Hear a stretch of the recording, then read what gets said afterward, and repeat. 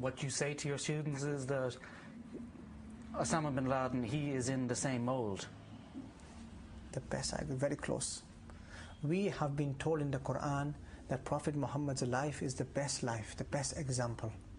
Whoever is closest to him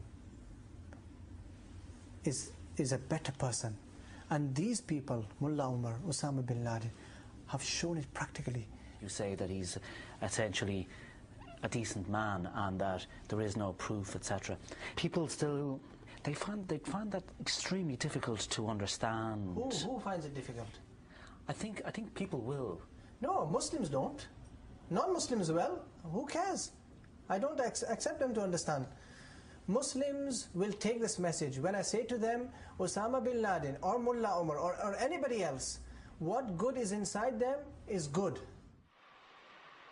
Primetime later discovered that Ismail Kotwal has brought his message to a wider audience as a religion teacher at De La Salle Church Town in Dublin, where he delivered an extraordinary lesson to the Muslim pupils there last year.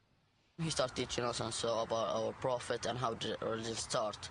And then after a few weeks he started talking and he said, now like as you can see, one of the great leaders, Osama bin Laden, is hiding and hold. And the leaders who are supposed to be hiding are in charge. What did he say about bin Laden himself? He said he's the great leader. He's supposed to be the one that in charge, not hiding. What did you think when you heard that? I was shocked because like Osama bin Laden killed innocent people for no reason, and I was taught that Muslims cannot kill other people, especially if they're innocent. He came to me and he said, well, there's a problem here. I said, what's the problem? He said, the new teacher that they brought to teach us Islam is teaching us something, I don't know, it's either you are right or he's right. I said, well, what do you mean I'm right or he's right? He said, well, he says Osama bin Laden is a great leader and he's supposed to be the leader of the world or whatever. Mahmoud walked out of the class, but he wasn't the only one. Alongside him was Mustafa Al-Mosen, whose family comes from Iraq. The teacher was talking about Islam is the way of life and all that. And then it comes up to politics, which very different from religion. And then what he says is, I don't like what's happening in Iraq. I think an example of a good leader is bin Laden, and we should look up to him. I got very angry, because this is not the way it should be. So I put my papers down and I left the class. Me and my friend, two only left the class. Mustafa, he's a student. He did just what he thinking right to do. To did in that time. I told him I am not angry. I am happy with what he did. I don't accept this way. If he want to teach him the right way. Teach him respect the people. How dare a teacher brought to the school? How dare he comes and teach a student in an Irish school the ideology of the extremists? We put the allegations to Ismail Kotwal. He told us that he had abided by his agreement with De La Salle to teach only the Quran and the Hadith, the history of the Muslim religion. He said that he'd never made the remarks about bin Laden in the classroom. Mr. Kotwal said, I absolutely deny these allegations made by these students and their fathers. In a statement, De La Salle told us it has no information to support these allegations. The school said 2 pupils had been withdrawn by their parents from Mr. Kotwal's class following concerns raised by a Shia Muslim parent about his son being taught religion by a Sunni Muslim. The statement added, De La Salle College, which has a very small number of Muslim students, will continue to do its best to meet the needs of a changing multicultural Ireland in all areas of education, including the teaching of religion. There are already signs that Muslim youths hold the strongest views within the Islamic community on politics and religion.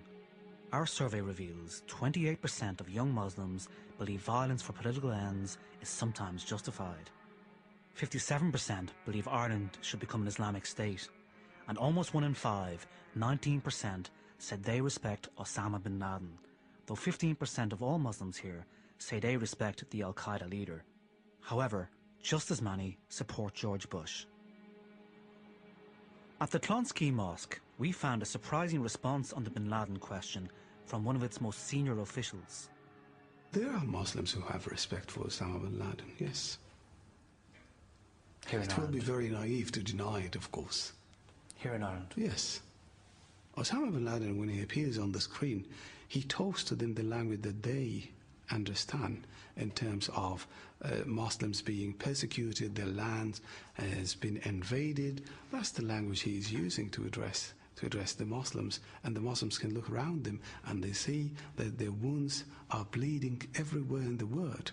Now, look to the east or to the west or wherever you want to look, you will find that it is only the Muslim blood being shed everywhere, and nobody is raising an eyebrow against that. Do you respect Osama bin Laden? Well, I don't know him.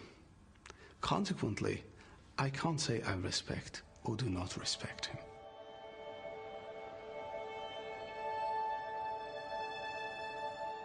In Ireland, radicalisation is rarely played out in public. Gardaí say their biggest concern is the threat of the extremist message being spread from across the water.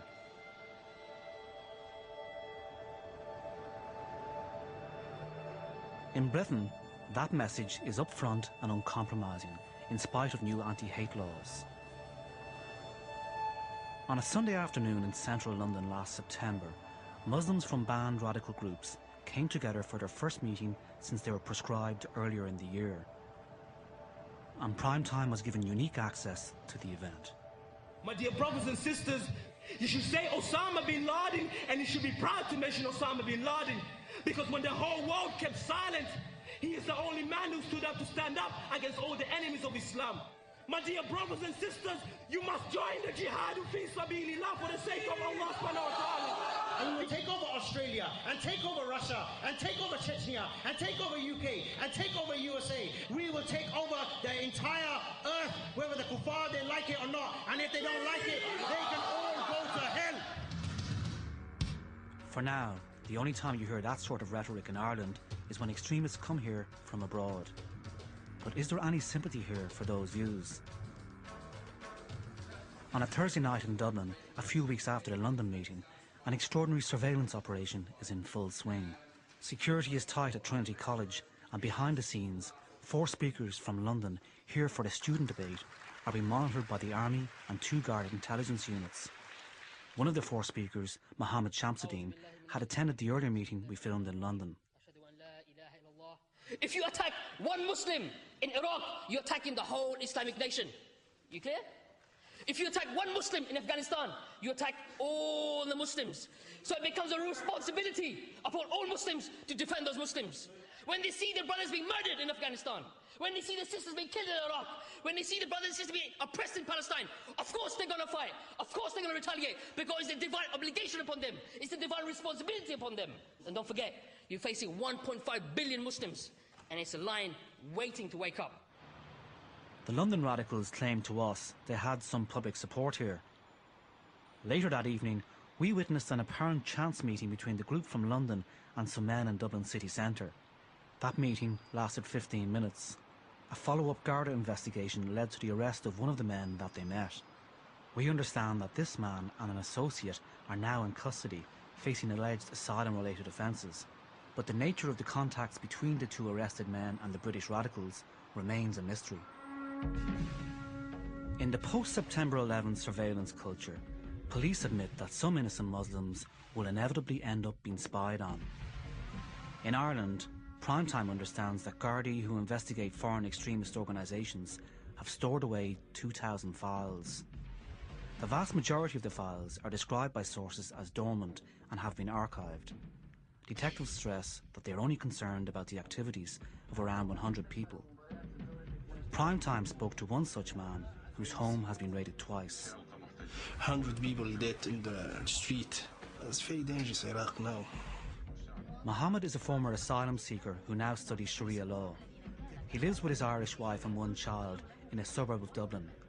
Concerns about his family back home in North Africa meant he didn't want to be identified. The second time Mohammed was arrested was in the aftermath of 9/11.